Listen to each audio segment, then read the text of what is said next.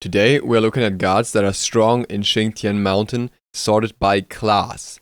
Now I know some of you just want the perfect comp, but let me tell you, there is no the perfect comp. Paradigm made it to round 37 with a mostly magical AoE comp. Meanwhile, just today, Avant-Garde made it to round 40 with a team comp that was mostly physical damage and a lot less around magical AoE, and both worked out in their own regards. So instead of giving you that one complete comp that you will then push on to other people, I will just give you guards in every role that are good, and you can form your own team that way. Let's begin with the mages. I would say most mages are good in this game mode simply because a lot of them have AoE damage and they have crowd control. Those are basically the two things you want out of them, so the majority of mages works relatively well. Those who have been found to work particularly well so far are Anubis, simply because of his high single target and AoE damage, Hades because he has that nice pull, Poseidon because he has a decent AoE damage and also the cripple, which is especially good, for example, for the gap round, Sol because she has AoE damage in combination with some structure push, which is nice, and targets can't avoid her ult as easily. Zeus because he has that crazy AoE damage, and while he doesn't have hard CC, he just makes up for it by dealing way more damage than most others and not being as reliant on the position of them as, for example, Anubis would be, while also being mobile. And in the same regard, there are mages such as Raijin and Scylla who are also very good as they have hard CC and they have that AoE damage. Some work a little better across all rounds and some are just more for specific rounds. But I wouldn't dismiss all too many mages, as most of them bring pretty good stuff to the table. Other roles are a lot more limited than the mages overall. Looking at the warriors, things become a lot more limited. Warriors don't do all too well across the mode simply because they usually don't have that much AoE damage, and tankiness is often not that important here. There are some encounters that need to be tanked, but typically you can do that with a guardian that has some AoE damage along with it. The three warriors I would still recommend are first Amaterasu. This is mostly because of her AoE damage in the ultimate, the crowd control, and the really nice extra damage from the passive, which I think in combination can make her relatively decent, mostly built as a tank though.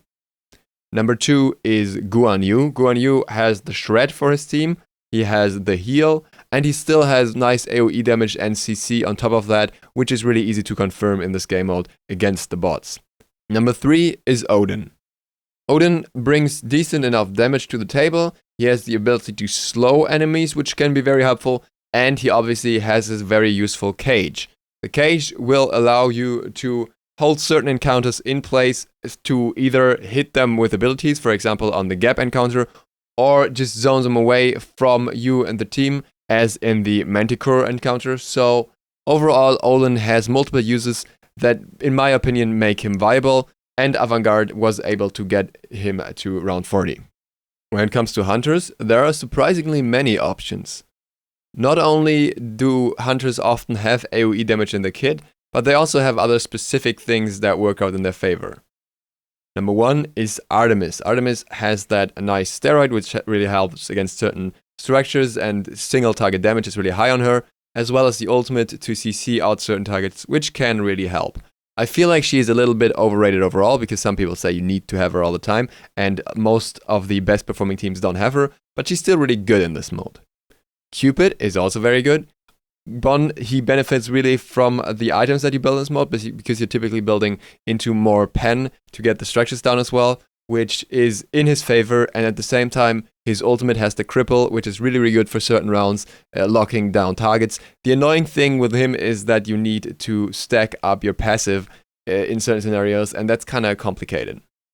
Hou Yi is also very good. He can bounce very well off certain walls on the map because it's so easy to spot out how you can bounce there. And he has that AoE damage, which you can drop on a target, which can really help because he can confirm the full damage of the ability. There's also Skadi, who is also very strong. Skadi, on one hand, has the AoE dot, which takes a little while to deal that much damage. Is still great though, because you have the potential to get the full damage off on a target, different from normal scenarios where the player will usually get out of it. And also, she has Calder. And Calder is really nice for some encounters because you can tank them up for a while, you can basically distract them And from some targets, he even takes less damage as they're considered minions. So overall, that works in Skadi's favor and makes her relatively strong. There are two other hunters I want to mention in brackets, so to speak. One of them is Izanami, who we actually had quite great or good success with in one of the early attempts. I haven't tried her too much since, but she has that strong ability damage, meaning she benefits more from the items build in this mode. She has a relatively strong AoE ultimate, so she can work to some extent at least. But I guess she does fall a little bit behind those other hunters. In the same sense, there's Medusa, who also benefits a lot from ability damage increasing items, but her AoE ult is nice, just not quite as nice as some other abilities in this mode. I would still say she is worth picking overall. Guardians. Now, Guardians I feel are a little more limited, as there are some Guardians that are just very, very strong in this mode, making others shine a little less.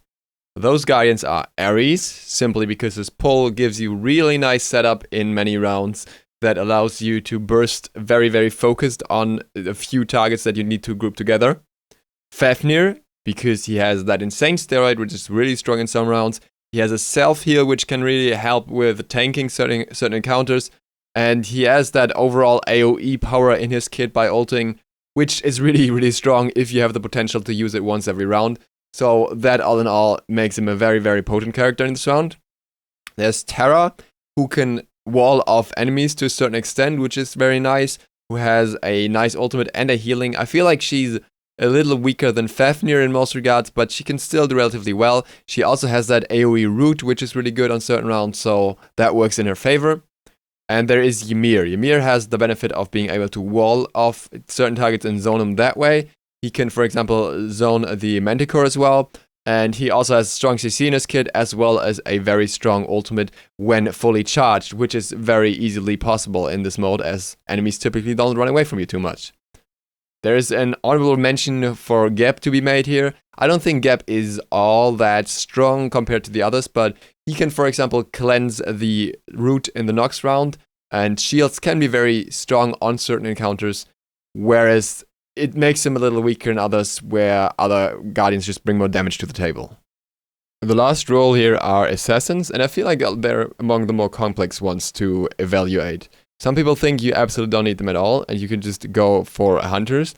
Others are very convinced that at least Hun Batz is very, very important. In all of the highest rated plays, there has been a Hun Batz so far, so there's a strong indication that at least Hun Batz is very, very potent in this mode, simply because he is able to push down structures and have a large AoE CC ult with a decent amount of damage.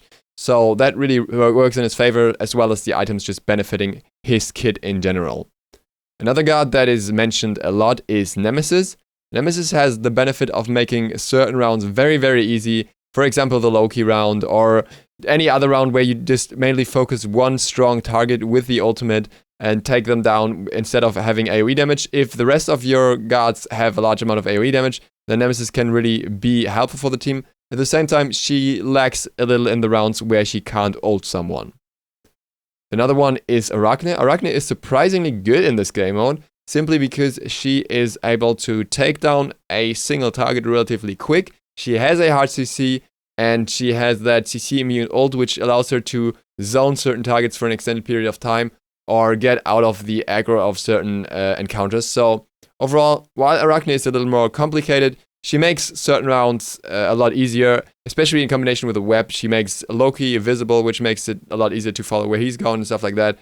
She is probably not the best assassin in this mode, but definitely not a bad one. And then there's Thanatos. Thanatos has the strong benefit of being able to execute certain targets.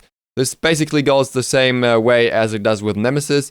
You are able to burst certain encounters very, very well. On others, he doesn't really help all that much. He has that AoE damage still, but it's just not the same as when he can execute a target when there is no target to execute.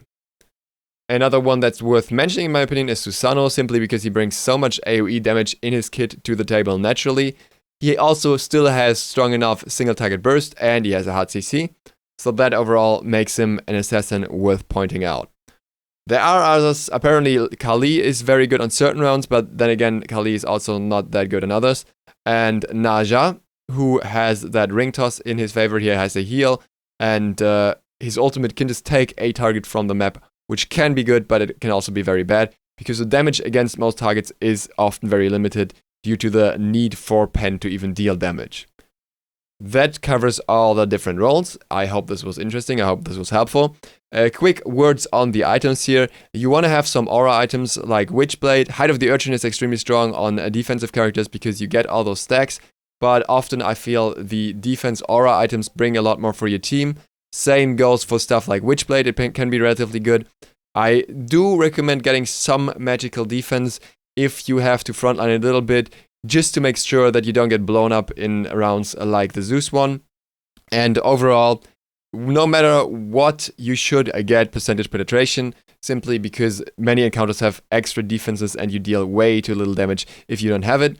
In that regard, you want a Sunder on the team most of the time as well, along with some Frenzies. Wrath is no longer available, but you can get Shell and Meditation still. If you feel like you're going to be a target that's going to be focused a lot by the abilities, then you can also get Sanctuary for an actual reset. But overall, this is just a quick rundown. I have not completely done all the numbers, all the builds that make most sense here. And I think I will do that eventually and maybe cover it in an extended video just for the builds. But this is to give you a basic insight on what to build if you have no idea yet. With that, thank you guys for watching. I hope to see you all tomorrow. And I'm not out yet because I want to say this real quick. Thank you guys for 25k subs. I am incredibly thankful for that. I will make a sub special, obviously. I have quite a few things lined up right now, so I'm not quite sure how and when to fit it in, but it's definitely going to happen.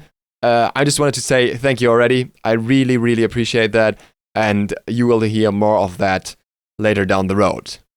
With that, Duke Sloth, out.